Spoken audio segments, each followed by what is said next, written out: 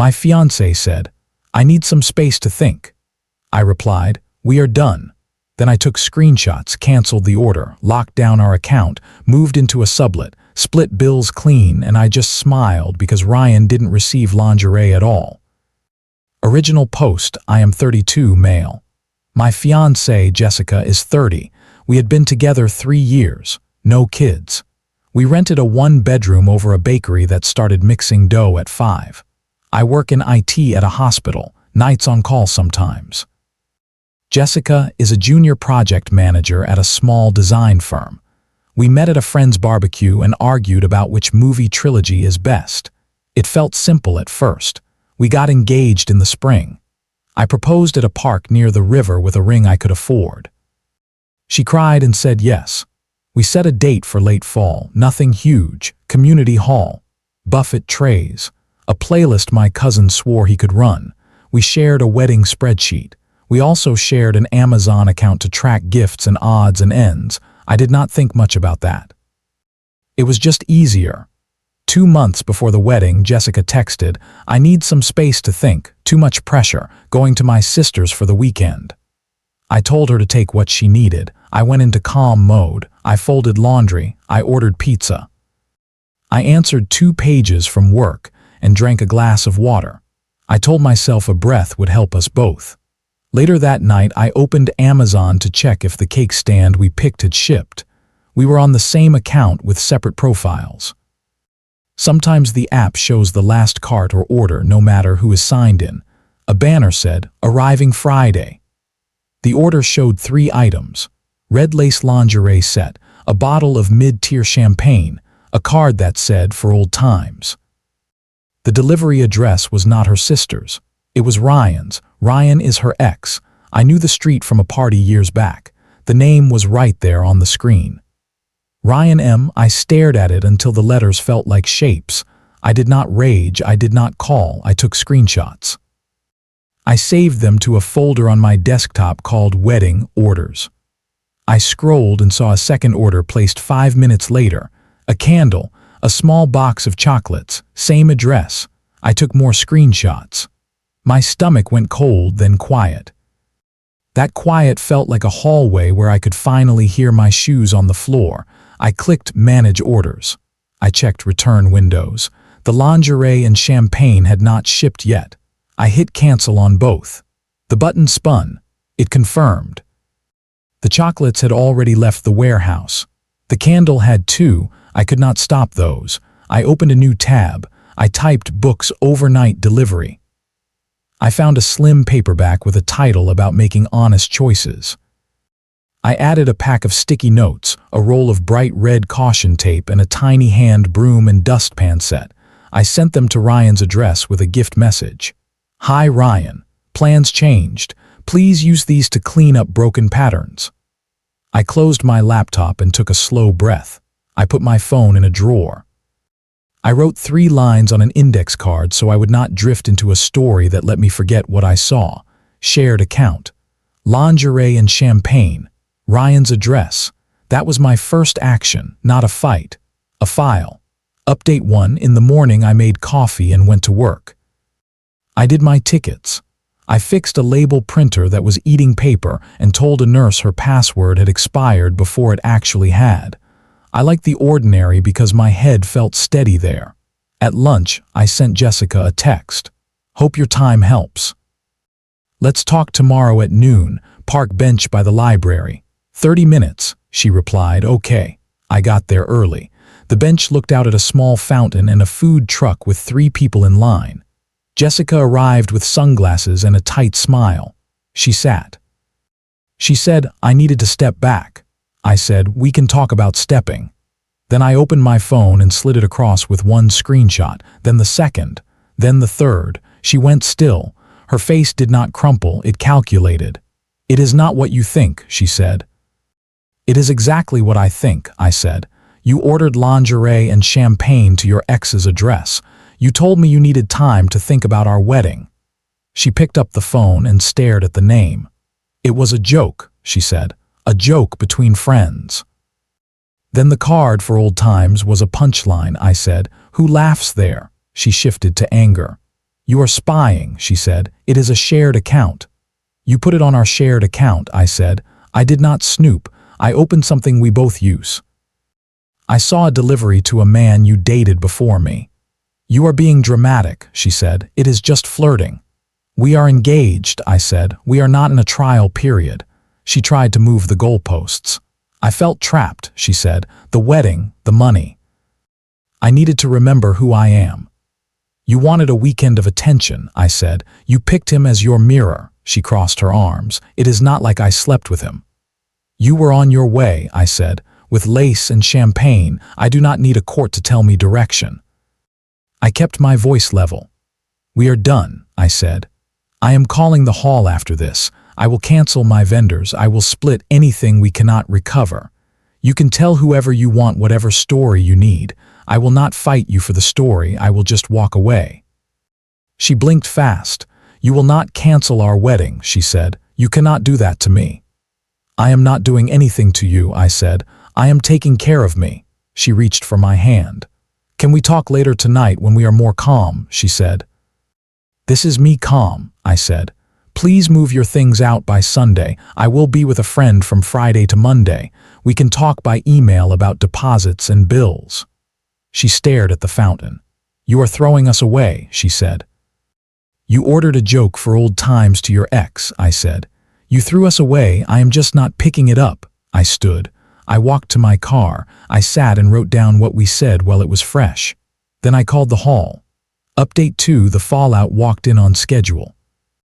I called the community hall and sent a short email. I canceled the DJ and the food. I lost deposits. I kept my dignity. I sent 2 calm messages to relatives who had already booked flights.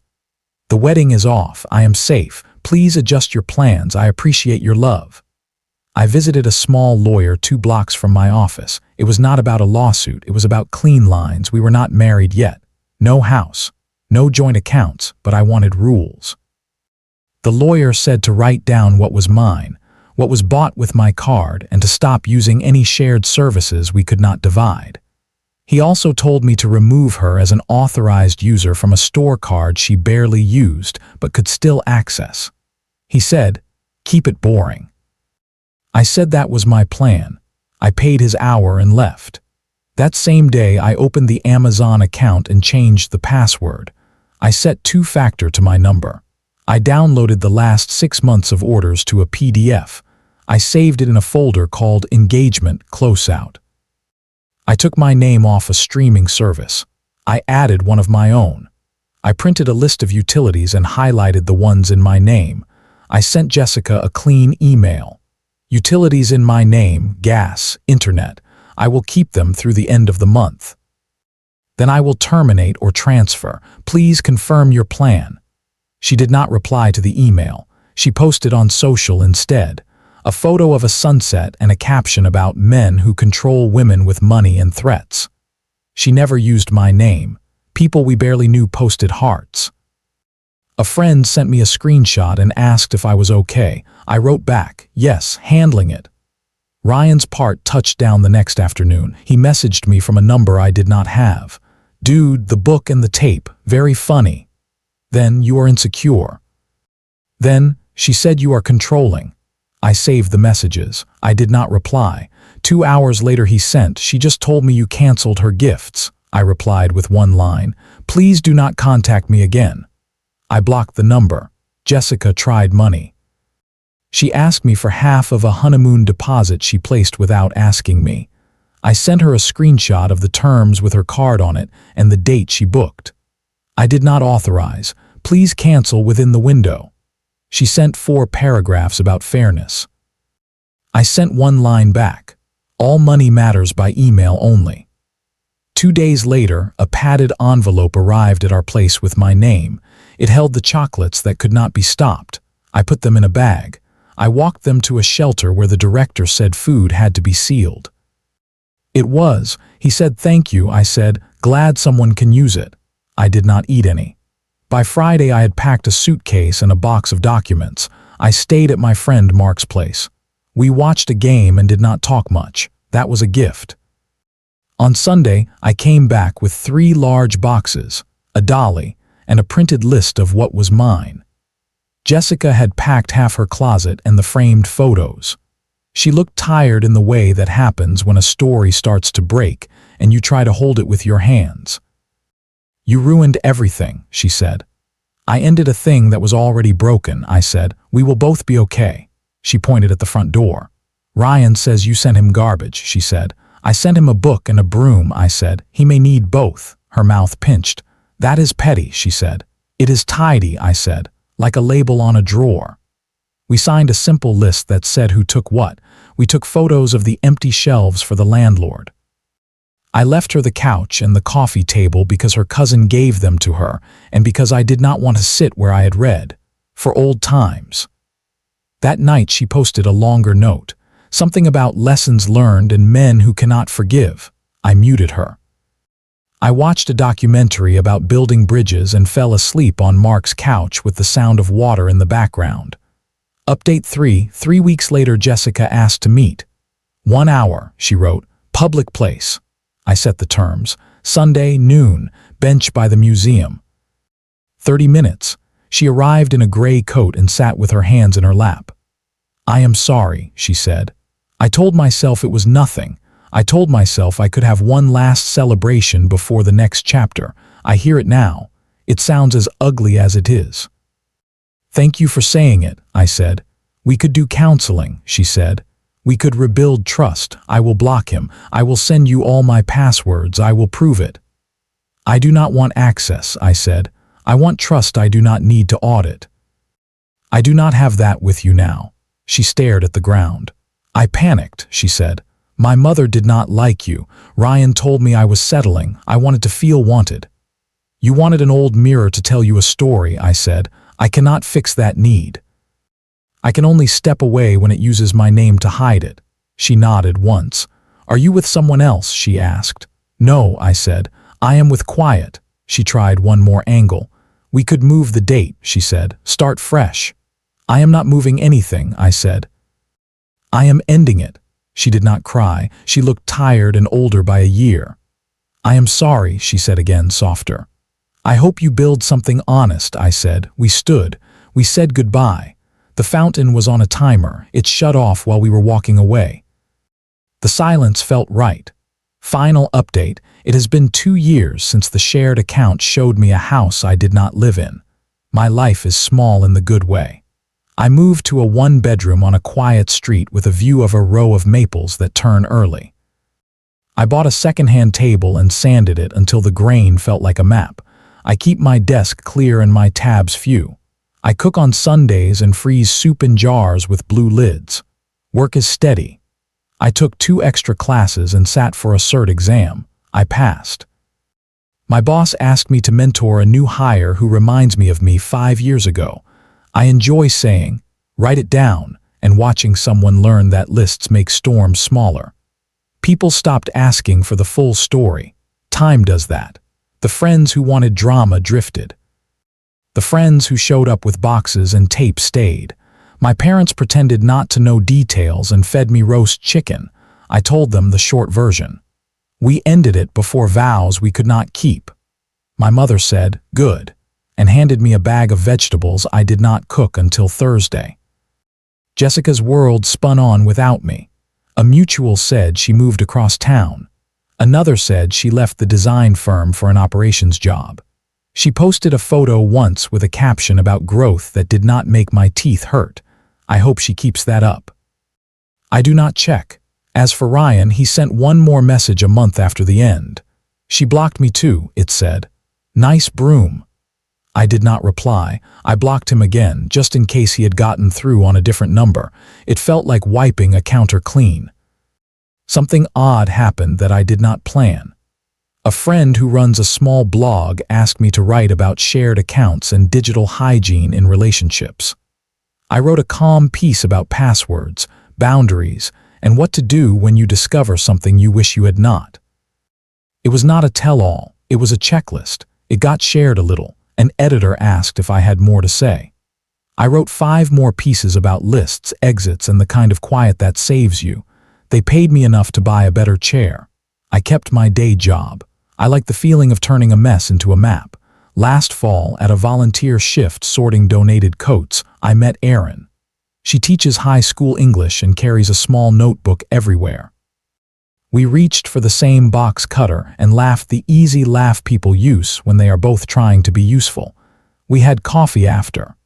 On the third date, I told her the short version. My ex used our shared Amazon to send gifts to her ex. I canceled the order and the wedding. I am careful now, she said. Careful and kind can live in the same house. We made a small note in our phones that we share. It has 3 lines. Tell the truth. Ask before you decide for 2. If you need space, say where you are going. 2 months ago, I asked her to marry me. Park bench, small ring. She said yes. We set a date for next spring and a budget we can both defend. We do not share an Amazon account. We share a calendar and a grocery list. It is enough. A nephew asked me at dinner why I did not marry the First Lady. I said, we wanted different kinds of promises. He said, like pinky promise and regular promise, and I said, something like that. He went back to lining up carrots like train cars. I kept one thing from the old life. Not the ring, not the deposit receipts. A printout of my index card from that night, scanned and small, taped inside my desk drawer. Shared account. Bad address. Choose yourself. When I open the drawer to get a pen, I see it. It makes me feel steady, not bitter. It reminds me that you can step off a path clean. You can shut a tab without a speech. You can cancel a shipment and ship yourself out of a plan that hurt. If you are where I was, here is what worked. Believe your eyes. Take screenshots. Do not scroll for sport. Do not fight on an app. Move money into light. End the thing in daylight where voices stay low. Keep a list. Read it when your stomach tries to rewrite it. Choose quiet over scenes. Leave clean. I do not hate Jessica. I hope she is honest with the next person and honest with herself. I am grateful I learned before I signed papers I would have broken. I am grateful for friends who carry boxes and for parents who feed you without asking for a plot. I am grateful for a partner who laughs at the right parts and signs her name to the same small rules. Sometimes I walk past the community hall we almost rented. It is just a brick building with a faded banner. On Saturdays, you can hear a DJ test a mic and smell meatballs in sauce. I wish those strangers well. I keep walking toward a quiet apartment where a list on the fridge says milk, bread, apples, and a note says, pick up candles. The good kind, for our table, for our home, not a signal, just light.